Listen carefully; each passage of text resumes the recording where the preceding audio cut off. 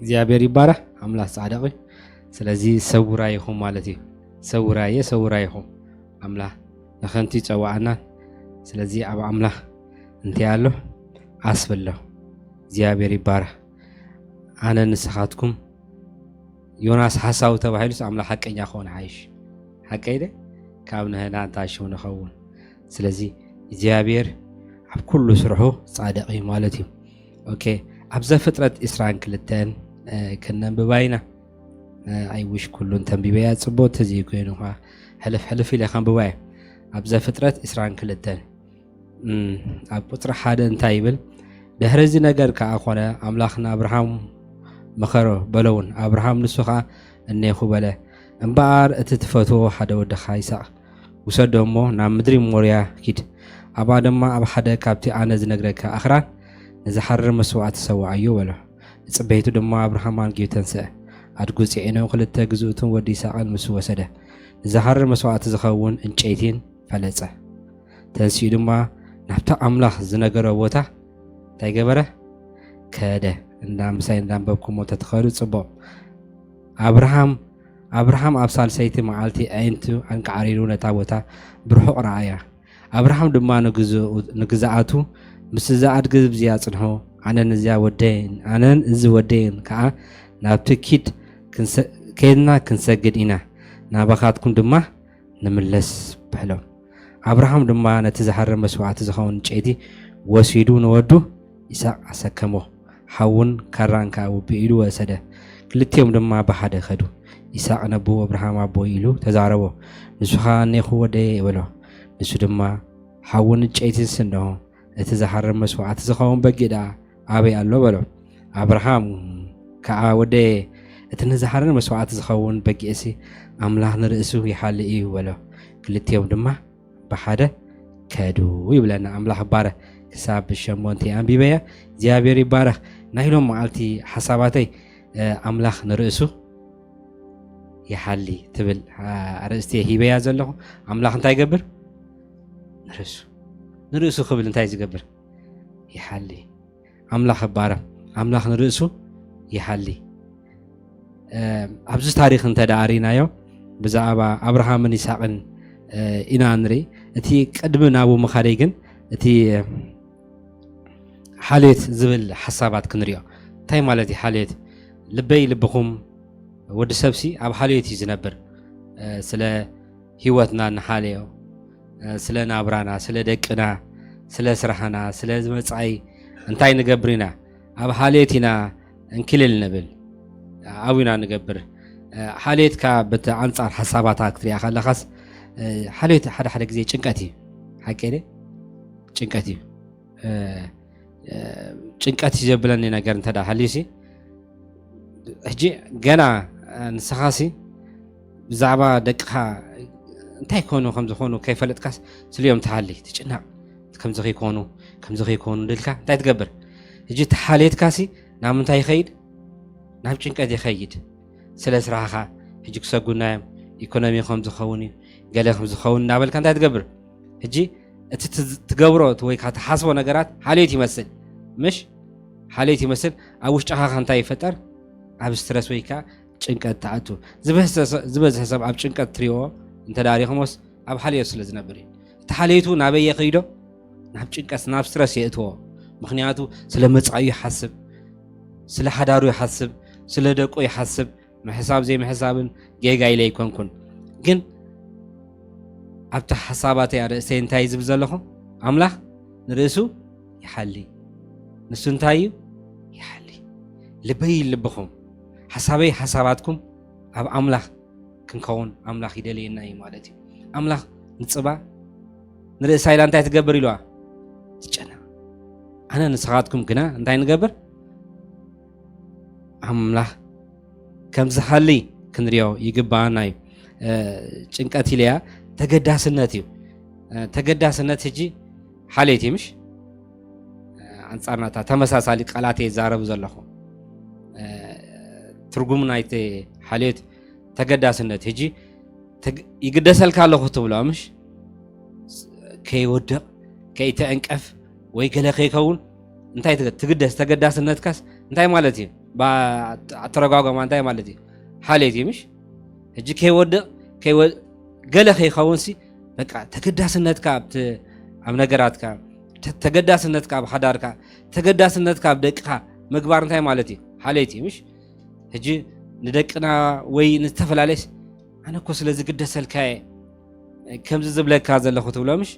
እንታይ ማለት እዩ ሓልየት እዩ ስለተሓልየሉ ኢኻ እንታይ ሽም ትገብር ማለት እዩ ሓልየት ስግኣት እዩ እንታይ እዩ ስግኣት እዩ ሕጂ ስግኣትካ እንተዳ ሓይ ከይዱ ሕጂ ተሓልዮ ነገራት ኣብ ምንታይ ኢኻ ትፈርህ ስግኣት እንታይ ማለት እዩ ክኸውን እዩ ኣይክኸውን እዩ እንዳበልካ እንታይ ትገብር እትኸደሉ መገዲ እዩ ማለት እዩ ሕጂ ልበይ ልብኹም ኣብዚ ዝብሎ ዘለኹ ኣብኡ ክሄሉ በቃ ሓሳበይ ሓሳባትኩም ልበይ ልብኹም ኣበይ ክኸውን ኣለዎ ኣብ ሓልየት ኣምላኽ ክኸውን ኣለዎ ኣብ ኣምላኽ ክኸውን ኣለዎ ስለዚ እንታይ ይብላ ኣለኹ ስግኣት እዩ ኣብ ስግኣት ትነብር እዚ ኻ እንታይ እዩ ሓልየት እዩ ዋ ክትፈርስ ድያ እዚያ ገዛ ኣይ ክትፈርስን እያ ክትብል ስግኣት ትነብር ሕጂ ተሓልዮ ኣለኻ ዘላ እንተ ፈሪሳ ክፃቕጠንን እያ እንተ ዘይፈሪሳትነኻ እንታይ ትገብር እያ ክነብረላ እያ እናበልካ እንታይ ትገብር ኣብ ስግኣት ትነብር ማለት እዩ ስለዚ ኣምላኽ ካብዚ ክንወፅእ ኣምላኽ ይደልየና እዩ ሕጂ ዝዛረቡ ዘለኹ ኣተረጓጎማ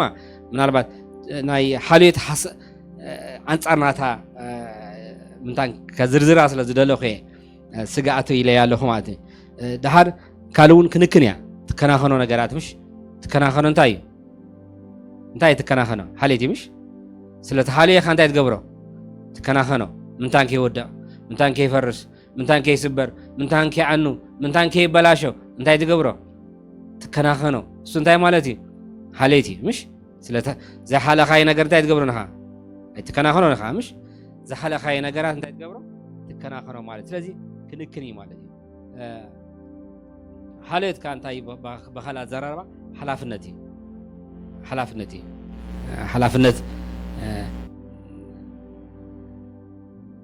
ሓላፍነት ሓልየት እዩ ንቤትካ ንነገራትካ ሓላፍነት ክትወስድ ከለኻስ ስለምንታይ ሓላፍነት ትወስደ ስለቲ ሓልየት እዩ ምሽ ምንታን እንታይ ከይገብር ሓደ ነገር ብድህ ከይኸውን ምንታን ብዘይ ሓላፍነት እንተዳ ወፂኻስ እንታይ ከይኸውን ስለዚ ሓላፍነት ምውሳድ ማለት እዩ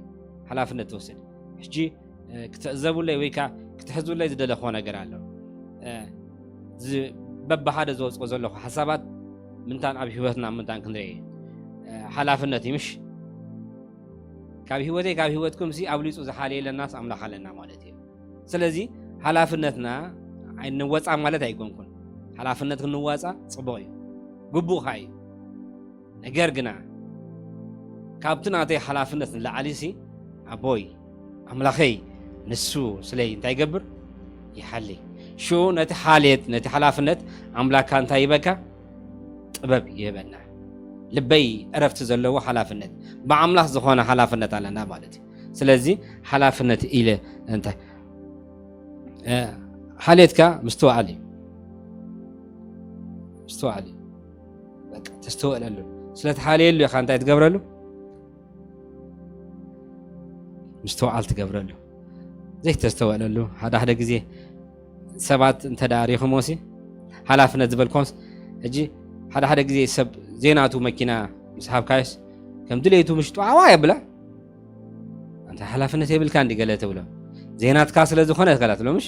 ዜናቱ ዝኾነ ንብረት ሰብሲ ናቱን ዜናቱን ኣተሓዛሲ ሳምታይምስ ይፈላለዩ ምሽ ኣብ ናቱ ጥንቁቕ ክኸውን ኣብ ዜናቱ ኻ እንታይ ይገብር በቃ ግድ የለሽ ወይ ከም ድሌቱ ይገብር ድሓር እንታይ ትብሎ እንታ ሓልየት የብልካ እንዲ ትብሎ ከምዚ ናይ ዓድና ዘይስነኻ ህፃ ቆርጥመሉ ዓይነት ከም ይኸውን ማለት እዩ ስለዚ ካልእ እንታይ ኢለ ኣለኹ ምስተዋዕል ኢለ ኣለኹ ተስተውዕለሉ ነገራትካ ተሓልየሉ ምስተዋዕል ትኸውን ግድስነት ትግደሰሉ ነገራት ኢኻ ሓልዮ ትገብር ዘይትግደሰሉ ነገራት እንታይ ትገብር ንኻ ተሓልየሉ ንኻ ተሓልዮ ነገራት ግድስነት ዕላማ እዩ ስለዚ እዚአን ሓሳባት እንተዳ በቲ ሓልየት ዝኾነ ኣንጻር ናቱ ወይ ድማ ናቱ ተመሳሳሊ ዝኾነ ወይ ከዓ ኣብ ሂወትና ዝግበር ዘሎ ቃላት በባሓደ ውፅየ ዘለኹ ማለት እዩ ስለዚ እንታይ ለለኹ ጭንቀት ካብቲ ዘርዘርክዎ ክደግማ ኣሕዋተይ ካብ ዓሞና ላዓለ ክንጭና ኣምላኽ ይደልየልና ኣምላኽ ንርእሱ እንታይ ይገብር ይሓሊ ስለዚ ኣብ መፅሓፍ ቅዱስ ኣብታ ዘፍጥረት ዘላ ተዳሪናያ እቲ ታሪክ ኣንቢብና ኢና ምንባብያ የድልየና ግን አብርሃምሲ ኣብቲ ሰዓት እዚኣ ኣብዚያ መስዋዕት ክገብር ከሎሲ መስዋዕትስ መጀመርቱ ዲ ነይሩ ኣባ መጀመርቱ ዲ ኣይኮነን ምክንያቱ መስዋዕት እንታይ እዩ ንኣምላኽ ምስዋዕ እንታይ እዩ ልምዲ ኣለዎ ኣብዚያ ሰዓት ግና አብርሃም በጊዕ ኣይነበሮ እንዲ መጓስ ኣይነበሮ እንዲ ጥሪት ኣይነበሮ እንዲ ወዲ ዲ ኣይወደን ጥሪት ሒዙ ኸይድ ኸይሊ ድምፂ ኣምላኽ ስለ ዝሰምዐ ኣምላኽ ድማ ነቲ ሓደ ወድኻ እንታይ ግበረ ለይልዎ ሰዋዕ ለይልዎ ሕጂ ፍሉይ ዝኾነ እንታይ ኣካይዳ ዝኸይድ ዘሎ ሕጂ ፍሉይ ሕጂ እቲ መስዋዕት ፍሉይ ኮይኑ አብርሃም ምስ ይስሐቅ ክኸይድ ከሎ ምስ ግዝኡ ክኸይድ ከሎስ አብርሃም ናብቲ መስዋዕት ዝኾነሉ ቦታ ንኽበፅሕ ኩሉ ምድሏት እንታይ ገይሩ ኣፃፊፉ እዩ ካራይ ሒዙ እዩ ዕንጨይቲ ሒዙ እዩ ሓዊ እዩ ናበይ ይኸድ ዘለዎ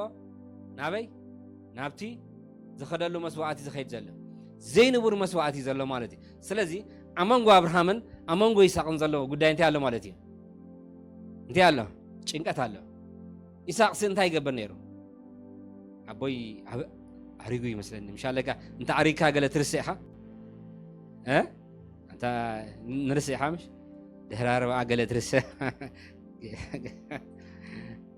ትርስዕኻ ምሽ ወይ ከዓ ዓበይቲ ሰባት ወይ ከዓ ዓበይቲ እንታይ ገብሩ እዮም ይዝንግዑ ምሽ ይዝንጋዕ ኣባየ ነይራ ኪድ ምስ ሃብፅሓላ ይብሉኒ የብፅሓላ ኩሉ ሰብ ብላ ኣነ ጠህሜ ኣይበላእኹን ገለ ትብለኒ ኣደ ኣባየ ሂበክንዴ ገለገለ ሕጂ ብለያስ ደቕሲ ትርስዖ ዝበላ ኣይበላእኹን ትብለኒ መግቢ ብዘምፃለይሲ ኢና ገለ ትብለኒ ኣነ ምፅልክየ ገለ ኣብለእክየ ገለ እንታይ ክብለኩም ደልየ ትምርሳዕ ይክብለኩም ደልየ ሕጂ አብርሃም እንታይ ይገብራሉ ማለት እዩ ሕጂ ይስሐቅ ምስ ራእዮሲ አብርሃም ኩሉ ነገራት ኣለዎ ዘይንቡር ነገራት ይኸይድ ኣሎ ስለዚ ይስሐቅ እንታይ ይገብር ኣሎ ኣብ ምንታይ ኣትዩ ኣሎ ኣብ ጭንቀት ኣትዩ ኣሎ ኣቦይ ረሲዑ ዲ ይኸውን ኣቦይሲ ኩሉ ሒዙ ኣሎ ኩሉ ነገራት ኣዳልዩ ኣሎ ናብቲ መስዋዕት ንኸይድ ኣለና ቀደም ከምቲ ዝበልክኹምስ ናይ መጀመርቱ መስዋዕት ይኮነን ቅድሚ ሕጂ እውን ክስውእ ከሎ በጊ ሒዞም ኸዱ ከይዶም ሰዊኦም ንኣምላኽ ኣኽቢሮም ይምለሱ እዮም ነይሮም ኣብዚያ ሰዓት ግና እንታይ የለን በጊ የለን ስለዚ ኣብዚያ ወጥሪ እዮም ይኸዱ ነይሮም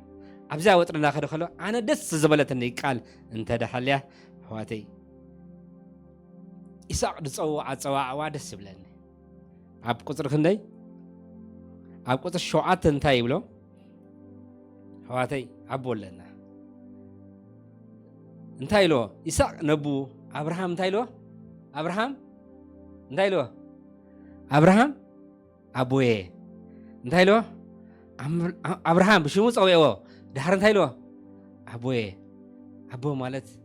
ምንጪ ምሽ ኣቦ ማለት ፈልፋሊ ማለት እዩ ኣቦ ኩሉ እዩ ማለት እዩ አብርሃም ይስሐቅ ክፅውዕ ከሎሲ ኣብዚያ ደስ ዝበለትኒ ነገር ኣላ ኣብ ሮሜ እውን እታ ነገር ይዛረባ እንድዩ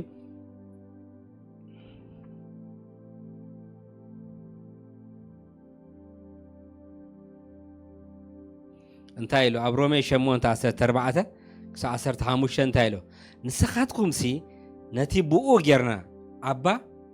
ኣቦ እንታይ ንብሎ ኣባ ኣቦ ኢልና ንፅውዓሉ መንፈስ ውልድነት ኢኹም ተቐበልኩምሞ እምበር መንፈስ ባርነት ከም ብሓድሽ ፍርሃት ኣይተቐበልኩም ስለዚ እቶም ብመንፈስ ኣምላኽ ዝምርሑ ዘበሉ ኩላቶም ውልድ ኣምላኽ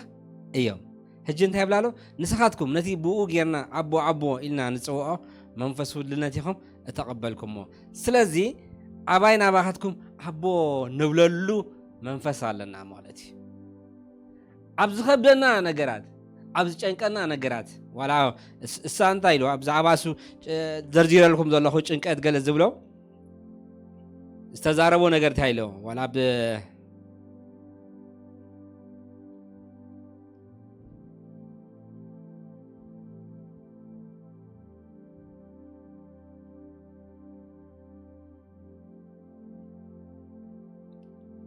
كل وانجيلات تدارينا يسوس كحلف كل رأيمه إنه جنشان أملاك بلوه بزعبا بتبلون بالساتيوس انتي تكبري لهم هاي تتشنقي لهم مش هجي عينها يا عبي هجي عب ጭንቀት ينيرهم حاليت ينيرهم عبتا ጭንቀት زبالكم كتحازا سلازدلو خي ግን ናብታ ዳህራይ ክምለስ ንስኻትኩም ዝተቀበልኩም እንታይኹም አቦ ንብል ንስኻትኩም ነቲ ብኡ ጌርና አቦ ኢና ንጽዋዓሉ መንፈስ ውልድነት ኢኹም እንታይ ገበርኩም ተቀበልኩም ሕዋተይ አውሽጥኹም ዝተቀበልናዮ መንፈስ አቦ ዝብል ውልድነት ኢና ዘለና ስለዚ እንታይ ኢልዎ ደስ በለትኒ ይስሐቅ ነቡ አብርሃም እንታይ ኢልዎ አብርሃም መጀመርታ እንታይ ገይርዎ ንስሙ ፀዊዕዎ ድሕሪኻ አቦዬ ኢልዎ ይስሐቅ ነቡ አብርሃም አቦዬ ኢሉ ተዛረቦ አቤት አብርሃም ካንታይ መልሽሉ ንሱ ከዓ እኔኹ ወደ ሕዋተይ ፀዊዕናዮ ድምልስ አቦ ኣለና ተዛሪብናዮ ድምልስ አቦ ኣለና ጨከና አቦ ይኮነን ንስኻትኩም ከማን ኢልዎምሽ ክፉዓት ክነስኹም ሲ ንደቅኹም እንታይ ምግባር ጽቡቕ ምግባር ልምዲ ካብ ዘለኩም መን ኣሎ ካባኻትኩም ወዱ ባንን ተለመኖ እንታይ ዝህቦ እምኒ ዝህቦ ሰብ ኣሎ ኢልዎ ንስኻትኩም እኳ ክፉዓት ክነስኹም ኢልዎም ንደቅኹም ጽቡቕ ምግባር ካፈተኹም ኢልዎም እቲ ናይ ሰማይ አቦኹም ግዳ አብሊጹ እንታይ ዘይገብር ስለዚ ዘይዎም አብርሃም ይስሐቅ ንአብርሃም ክጽውዖ ከሎ እንታይ ኢሎስ ሕዋተይ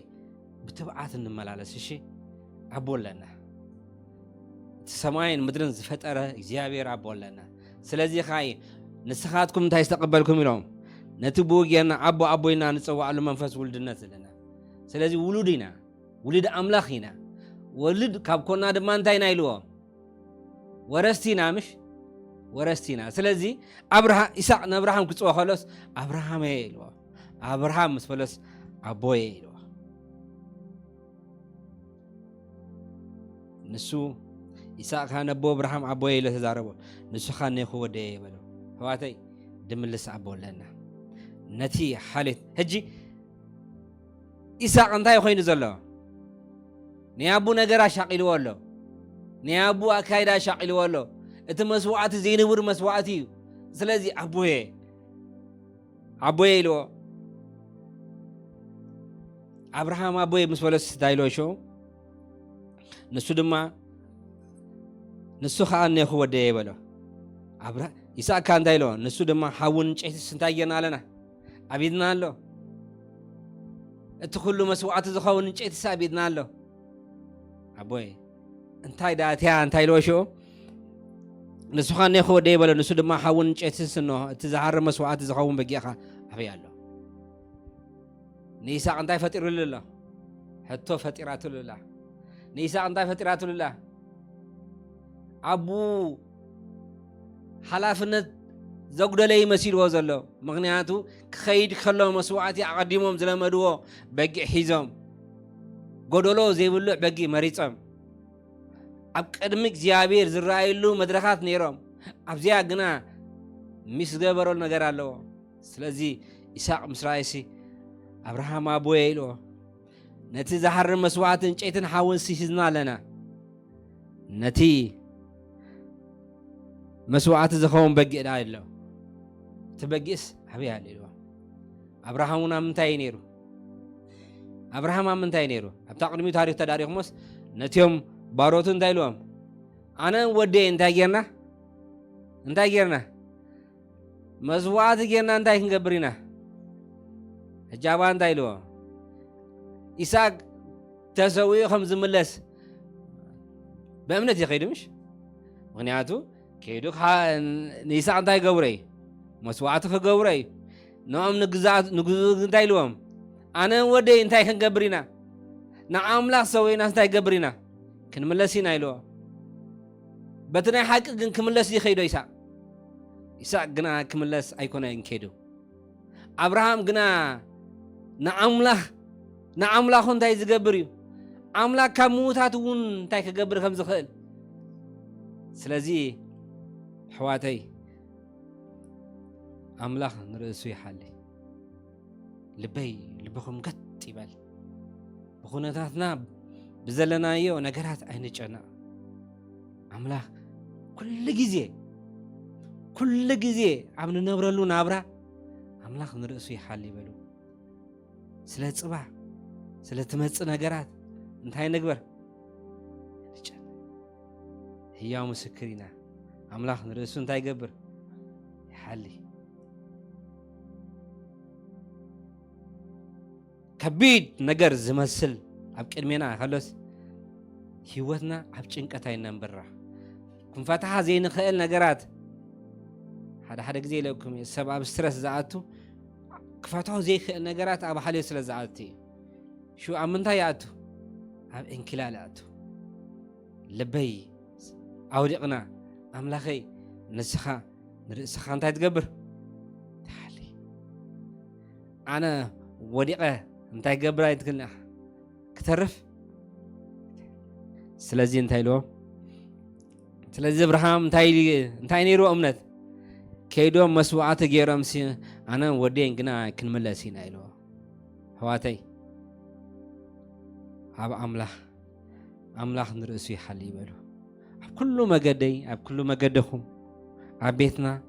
حدارنا دقنا انتاي نقبر نسو يحلي بلو هذا جزء أنا سبعت عزولد كم دق خاي يكونوا نبلوخا كم زي شبرا خطول كاي دلومش أملاح أنا انتاي بلومس أملاح نرأسو يحلي أنا تجنيقه انتاي قبرو مني هاي أويا مني بأمنت قنا أنا أملاخي أمين انتاي قبرو مني نسو نوعم انتاي قبر يحلي شبرا انتاي تقبرو هكذا كم يبلوخمش عزولد كاي يبلوخم ده عاوز تولدوا ناتكاي يكونوا قال له حامش نو ناتي دي يكونوا خانه املاخهم مخنياتو نسو سليوم يحلي سلازي هيوتي منتان حرا زخونه منتان كنبر سلاماو زخونه منتان كنبر عرفت زلو منتان كنبر نا املاخ كم زحلي نرئسو نفلت كاباين كاباخاتكم عبليصو ندقنا وي كان بيتنا زحلي مني ها እግዚአብሔር አጸብቆ ካባይን ካባጋትኩም ይሐልይ ይጥንቀቅ ስለዚህ እንታይ ለኩም አንቶይ ምጥንቃቂ ሐሌት እንታይ ማለት ተጠንቀቃሉ ነገራት ስለዚህ አምላኩም ስለዚህ ንስኻትኩም አነ ንስኻትኩም ተቀበልናዮ መንፈስ አቦ ዝብሊ መንፈስ ዘለና አቦ ንብሎ ዘለና ስለ ዘለና አምላክ እንታይ ገብር ይጥንቀቅ ካብታ አነ ተጠንቀቅ ዝብሎ ነገራተይ አምላክ ንርእሱ ክብል እንታይ ገብራ ይጥንቀቀለይ ስለዚህ ምጥንቃቅ ዝበልኳን ንስ ሕዋተይ አምላክ ንርእሱ እንታይ ገብር ይሐልይ ነገራት ጭንቅ ክብለና ከሎ ነገራት ዝፍታሕ ዘይመስል ክመስል ከሎ ጉዳይና ዝተረስዐ እንተመሰለና ክፍታሕ ዘይኽእል ነገር እንተመሰለና ኮፊና ነዛ ቃል ንዘክር أملاخي نسخة نرسخة الكاتحل أملاخ نرسو إيلو انتاي قبر يحل سلازي أبراهام تايلو أبراهام كان تايلو أبراهام كان وديلو هواتي انتنا تخفيتو إزانا تخفيتو ندمت أملاخ انت نسمع أملاخ زبلنا انتاي زبلنا ودي انتاي تقبر أنا انتاي قبر سلي زخا يحلي سلي خوم زحلي أملاخ لنا سلازي أبراهام تايلو إساء نلبو مستنكيو زنقي أيكوننا أبراهام زنقي إدي أي زنقان أرقان دي أيكونن مئزاز أملاخ نيرو نعملاك كأزز لزدليه يخيدو إساق جناب تشينك أسلز نبرة نيابو نجرس لذا حتى سلز فترلو أبوه له حتى فتيرلو أبراهام جنا انتايلو نتيم جزات انتايلو كن من لسينا يلو مش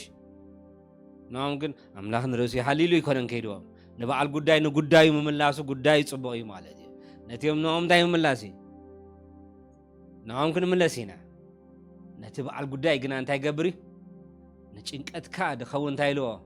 مفتح زملسلو ابراهام كا ودي اتزحر مسوعات زخون بقيس انتاي قبر املاح انتاي قبر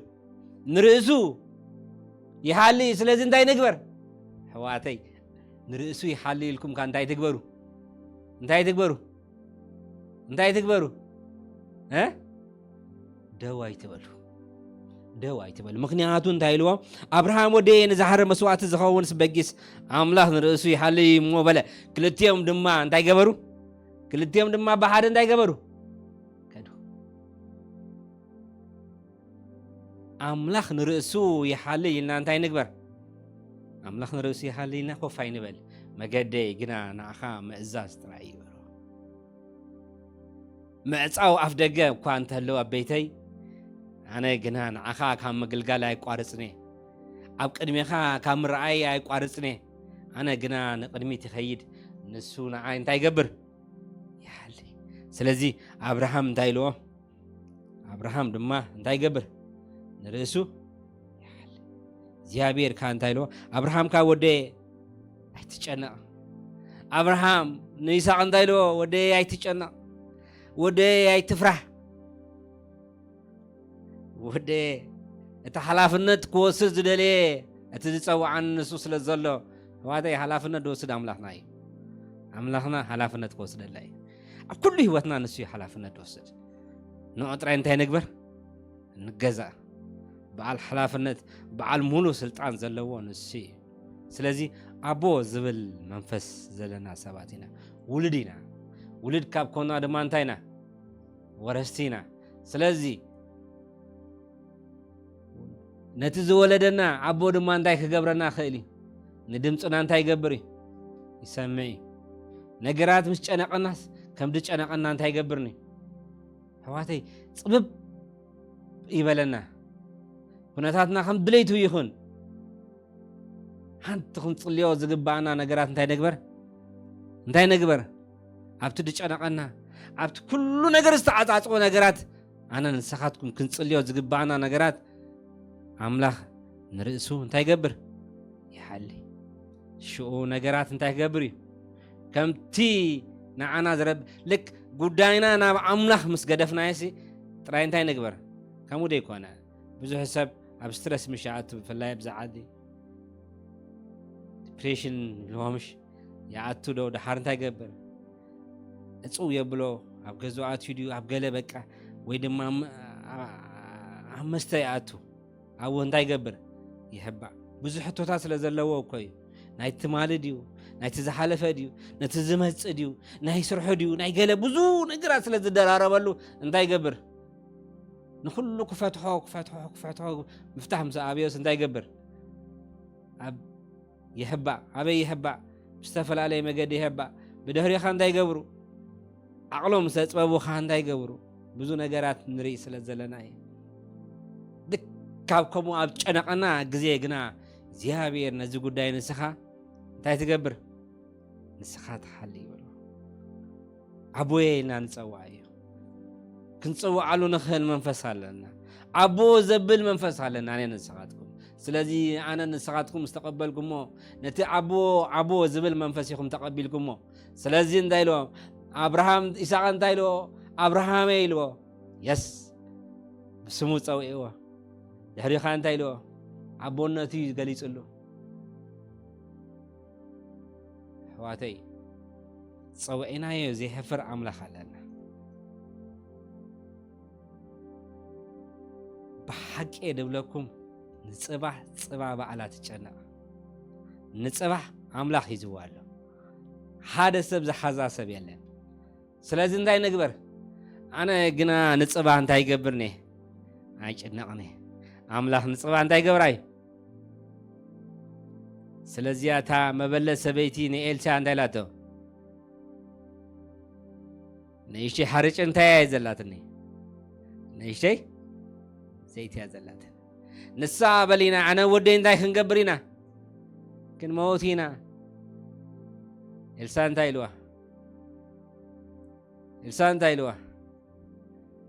موات شايت موتن أخي اتكتموتي لك تتشنق كيو قدايك قنا أملاخ نرسو سلازة حالي ما جمرتان عين تاقبر لي حبني عين تاقبرني قدايكم نعمل حبوه قداينا نعمله نحبه أتي كودا استبحال نجارات كبزح زخيل عمله خلنا سلازن دايلوا تحرج إن مجمرتان عايسن كت كنت الليلوا هو تسوي تقول فيها يردعك هادي زيابة لإنا خن موتينا دابلكو خاص كمي جير كاخا نعاي حبنت بلاني لاد نا أملاخ نرسوي حالي قبرتاتون تعمراتون كقبر سلز داليه مجمر تاقنا حواتي عبزياون تايلو أبراهام أملاخ نرسوي حالي مسبلن تايجيرو نابي خيدم نابيم كيدم نام إزازيم كيدم أبي كيدم بحدا خيدم كا كلتيهم دم بحدا خريب لنا سلزي أتي أملاخ نرسوي حالي نبلو بدهري أنت يليناي مزاز يليناي كن عزازو لنا ممسكان أنت دا قارزنا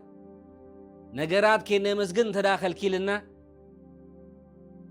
كن قبرو زقبانا نجار انتايو أنا جنا ممسكان قارزني الكا ممسكان كيد قداي خاك هزنا دا يكونسي قداينا بعال قداي لو نجاري نجاروز أتي كتشان زيتن بلعيك موز زدلين نجارات كونتات هالو نجار جنا أنا مزازي سلازي تحسبيت تاجراتو ها سنكيتان تاجراتو حتى محواتي تهيدت زبزه تزموتها نجارات هوت الذهب سبيت تاجرة حاليتي يعني روامش حاليتي زيا محب كخان يرى أنا ودين جنا سابلينا كيدي نامو أبيم ويلاد سبيتي زيتان تحرج عن جنا انتاي قبرن أنتم مدك أنتم هواتي أملاكم نتكودا تحسب نجارات نسون تايك جوري كمولي سبيتي بتسلت قربا بتخلى بتميت ناموتت نساها زي ودا حارج زي ودا زيت النابلت يعتبل ديرا تسنكتتو عودا تطفطفتو عودا كسام تودا خايو عودا حواتي إذا أملاخي زلنا نجاراتو عوداني كنتاتو عوداني شجركم كفته كنتاتكم كردو نعملاخ ندايسو ها قليليو نعملاخ ندايو قليليو طاي لبي لبخم أملاخي نرسو يحلي نابنا نخيد أب كلنا عبراناس أملاخ نرسو يحلي بلوا كم تعزبلكم سيلنا بزيت دلي نجاراتنا عدو كم حدا جزي لكم أنا حفظ عادي تنملو مجلس أنا حدا جزي السرس يوم زفترنا مثلاً كم تستجيروا له قال جوا خدا ما يخسي إذا فريش فرويت برانا قال نجزو أرانشي قومي تجزو استعشى جاي تبون قال عقله تي خونا مالت أو هواتي عيف أنا كم زي حالي أيقود فوني مالت تايك لكم دليل بأمروخ ننبله سيكون كنز قاموكم زلوا ترى ديهم بحالتنا نتراي كن مرمرو نلا ستريس يزتونا زلوا مالت انتي نقبر بتبلوا بتساتيون عاي تتشنقوا زبلوا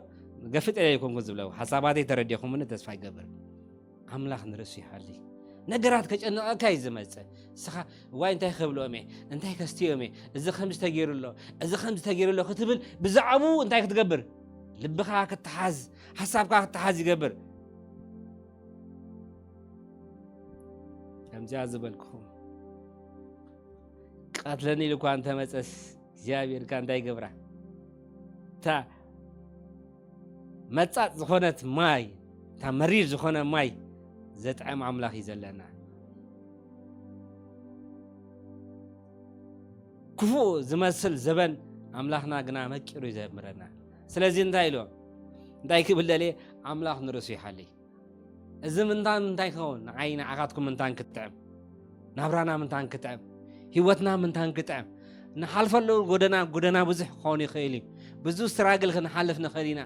ብሕማም ብሽግር ብዝተፈላለዩ ነገራት ንሓልፍ ንኽእል ኢና ነገር ግና እንታይ ንበሎ ኣምላኽ ንርእሱ ይሓሊ ኣብ ዘይፈትሖ ነገራት ክነብር እንታይ ገብርኒ ኣብ ክምልሰሉ ዘይኽእል ነገራት እንታይ ገብር ኣይደልን እየ ንፅባህ ድፈትሓ ሰብ ኣሎ ድዩ የላን ንድሕር ፅባህ ድፈትሓ ኣለዎ ድዩ 2026 እንታይ ከም ትመፅእ እንታይ ንፈልጥ ስለ ስራሕና እንታይ ንፈልጥ ስለ ነገራትና እንታይ ንፈልጥ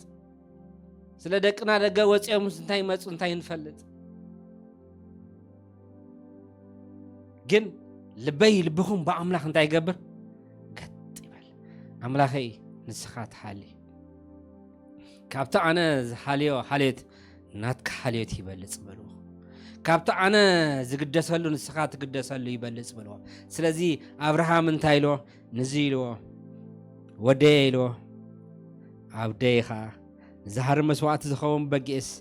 ኣምላኽ ንርእሱ ይሓሊ ይበሎ ኣሕዋተይ እዚ ጌርና ስጉምቲ ምስ ሰጎምና ኣብቲ ታሪክ ንሪኢኹሞ ኢኹም ክሳብ መዓስ ግን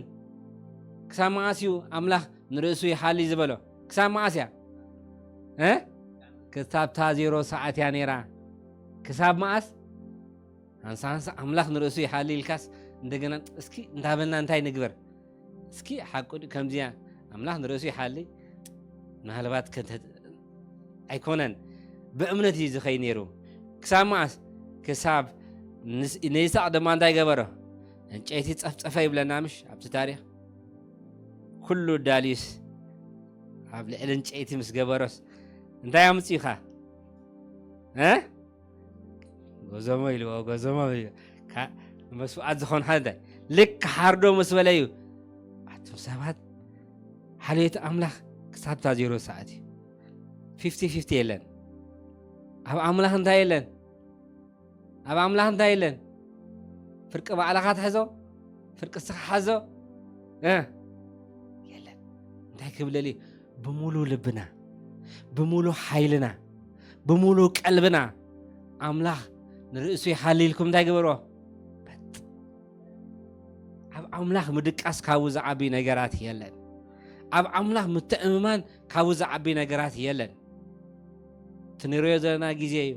ከቢድ ግዜ እዩ ኣዝዩ ኣሸጋሪ ግዜ እዩ ምንም ትሰምዓሉ ፅቡቕ የለን ኣነ ግና ኣባኻ እንታይ ይገብር ኣባኻ ይውከል ንስኻ ንነገረይ ንስኻ ትሓሊ ስለዚ ኣብርሃም ክሳብ መዓዝ ይኸይዱ ክሳብትያ መወዳእታ ሰዓት ከይዱ እዩ ሽኡ ኣብርሃም ድማ ንይስሐቅ ክስውኦም ምስ በለስ ኣቶም ሰባት እቲ ዝሓሊ ይሓሊ ብሓቂ እንታይ ኢልዎ ብኸመይ መፅያ መን ኣምፂዋ እታ በጊዕ መን ኣምፂዋ ኣምላኽ ይሓሊ ኣሕዋተይ ነገረይ ነገራትኩም ኩነታተይ ኩነታትኩም ክሳብታ 0 ሰዓት ና ኣምላኽና ንተኣመኖ ኣምላኽ ብኸመይ ከምፆ ባዕሉ ይፈልጥ ኣምላኽ እንታይ ግበር እቲ ንሰብ ድጨነቆ ንኣምላኽ እንታይ ገብሮኒ ኣይጨንቆኒ ኩሉ ፍጥረታት ናት እዩ ኩሉ ዝኽእል ኣምላኽ እዩ ስለዚ ዓቦ ዝብሎ ዓቦ እንታይ ማለት እዩ እንታይ ኢለ ምንጪ ምሽ ዓቦ ማለት ምንጪ እዩ ምንጪ ካብ ኮነ ድማ ኣምላኸይ ስለዚ እውን ኣብ ወንጌል እንታይ ኢሎም ኢየሱስ ብስትበልዮም ብስትሰትዮ እንታይ ትግበሩ ኣይትጨነቁ ኢሎም ጭንቅኹም እሱ ክኾነ ይኮነን ኢሎም ኣዋፍ ሰማይ ራእያ ኢሎም ኣይዘራ ኣያዝዳይ ምሽ ኢሎም ኣይዘራ ሕጂ ረይዎ ብምልኣት ልብና ብሙሉእ ልብና ናብ ኣምላኽ ንተኣመን ኣምላኽ ኣይጨንቆን እዩ ኣምላኽ ኣይጨንቆን እዩ ዝተዓፅዎ ደገ እኳ እንተሎስ ኣምላኽ በዚኦም ከኣቱ ይኽእል እዩ ሓቀይ ደ ሓደ ግዜ ነገራትኩም ህያው ምስክር ስለ ዝኾና በዓሉ ካለ ግዜ ክምስክሮ እዩ ዘይከውን ነገር ምስ ኮነስ ኣምላኽ ንርእሱ ይሓሊ ጠጠው ይብል ኣክንዳኻ እንታይ ይገብር ኣክንዳኻ ጠጠው ይብል أكنداخي ماغوت أكنداناي ماغوت سلازي كاب استفلالي نغرات أملاك نوت الدين هنكيري سبات أبزي منفس تزيعتنا أملاك نرأسي حالي إلنا انتدا لبنا بأملاك انتزي تعمامينو أبستفلالي چنكتنا خنابر هكذا سب أبزاخو فيلكم دقنا تمرتوس لإخنا يمسي قلا ولادي أب غزا خوينوس انتا يقبر أب چنكتي نبر كمي هم أسيهم كمي جيرم انتا بسيحوهم كتبل انتا يتقبر كتفاتو زي تخل مالتي كتريهم زي تخل انتا خمسي كابزا غزا يتحلفني كابزا غزا مرأيك إنيا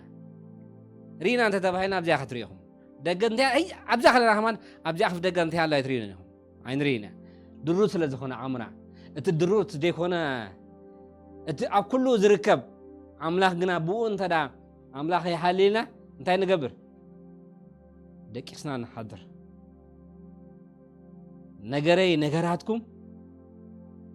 بتن هنا نحاسبه بتن هنا نقلو بتن هنا نقمتو ديكونس هكيدي عدنا بحالا له عديخا الحمد لله أخذتك انت يقبرلك هيقبرلك لي بزبحل هكي عديخا الحمد لله أخذتك هيقبرلك لي زمش عديخا الحمد حسبلك هيقبرلك كم سبيت قبرلك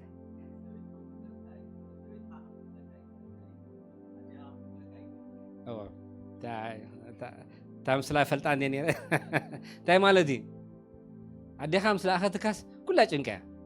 ودين تحب تقينه حكيش لما انتهي خمي لما نتحاليتي نيادي حاليتي دك أمس لا أخذته ويمس سددته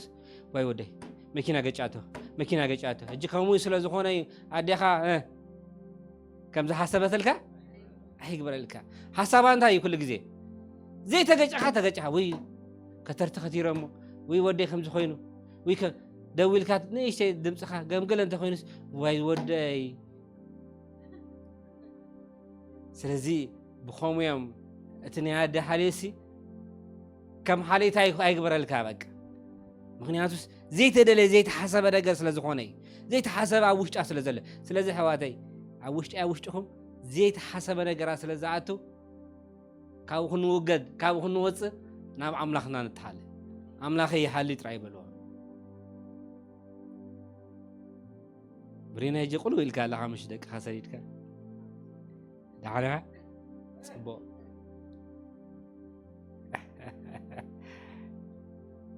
تمجمل تاي سيدو أينو قلو إلى الله سيلي بسكر الله يدليو ولا عدس لتخوانا مالتي جن لو ما نمحارو زدنا للخو كابتن هنا نقول له وكابتن هنا نحاسبوس عملاخ زحاسبوس لزعبي أنا يدك سي حدر بدك أنت يقبر نابخا يدربيو أنا قرا أنت يقبر أنت يقبر أنا دكس أنا نعخام إزاز نعخام مملاح تراي سلازي أنت يدلي حاليت كاب عملو خيزو صاكا إكستريم حاليت كتقبر كلا خاص أنت يتقبر يا خا أنا بقول لك أنا بقول حسابات أتي كم تقبر خب كاب كل نجار أنت تقبر كم من باب توص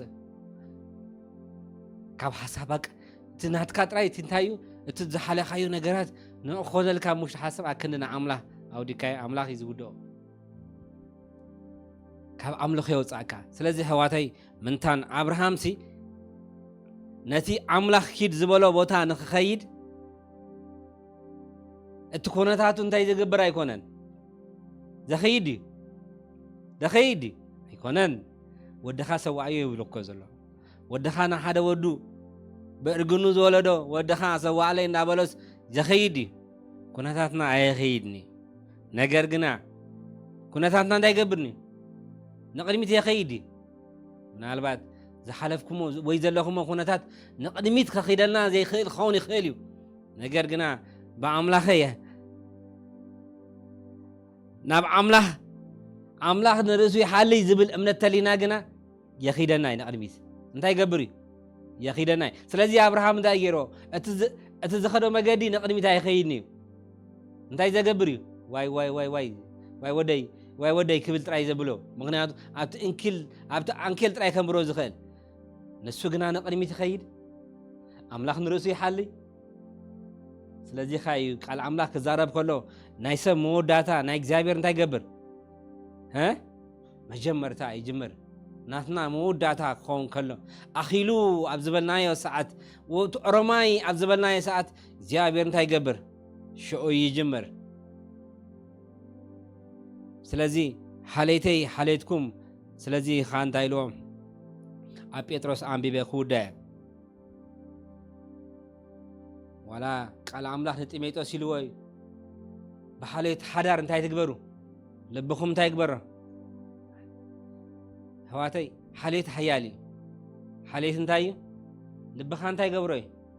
ይሕዞ እዩ ጨካኒ ልብኻ ይሕዞ ሓሳብካ ይሕዞ ኩነታትካ ይሕዞ እንታይ ሱ ስለዚ ኸ እዩ ካብዚ ነገር ምንታን ክትወፁ ኢልዎም ሓልየትኩም ናባይ ግበርዎ ናበይ ግበርዎ ናባይ ግበርዎ ኢልዎም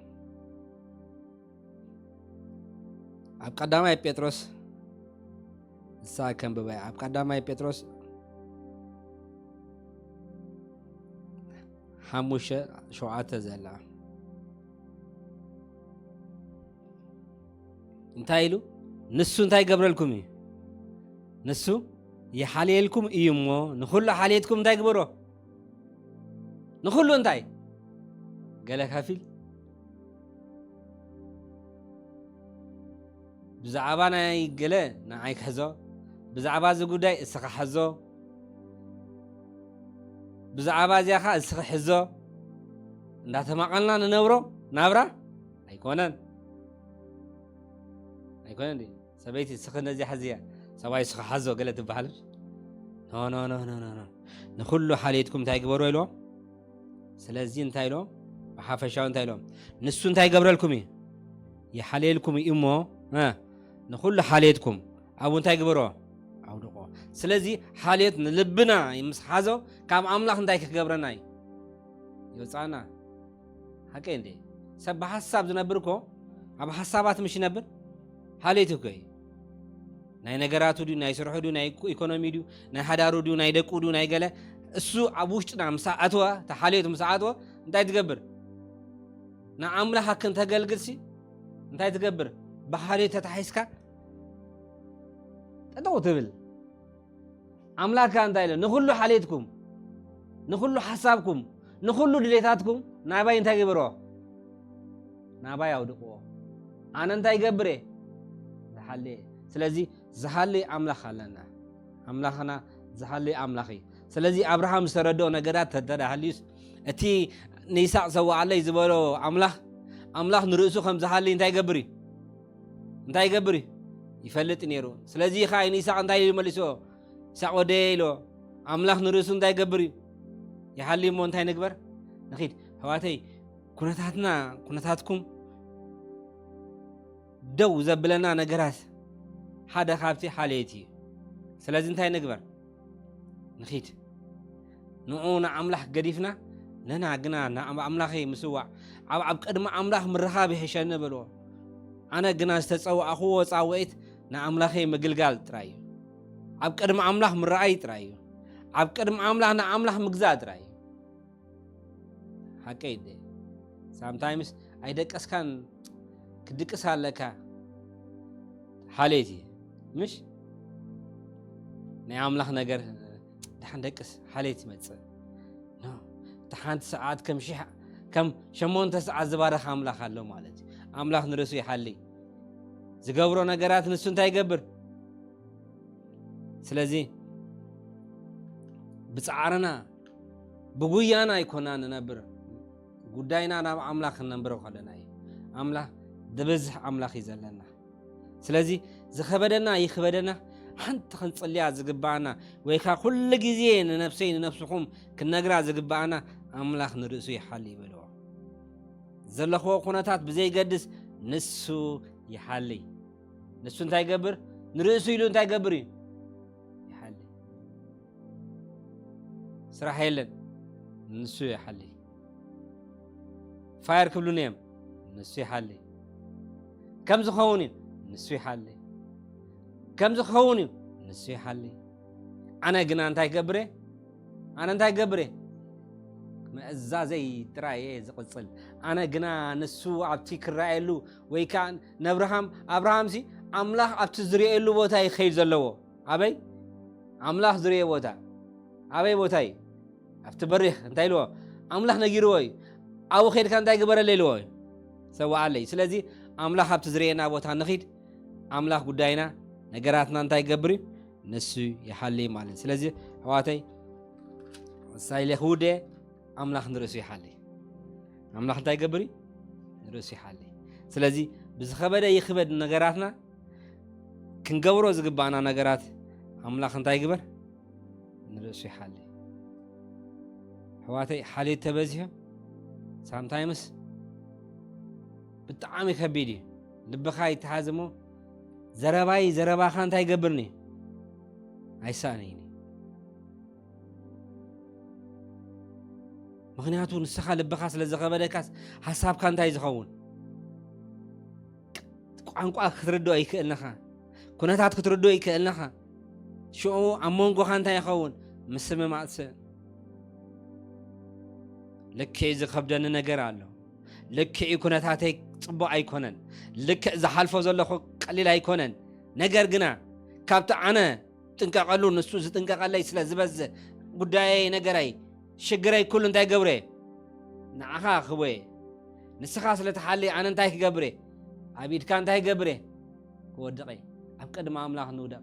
ኣብ ቅድሚ ኣምላኽ ትሕት ንበል ኣብ ቅድሚ ኣምላኽ ንንበርከኽ ኣምላኽ ድማ ነገራትና ንሱ ክውድእ ክትሪኢኹም ነታ ሸዓ ሰንኪታ ክትመውዝ ዝሓሰበት ሰበይቲ እታ መበለት ሰበይቲ ክሳብ መዓስ ክሳብ ፅጋብ ዝኸውን እንታይ ገይርዋይ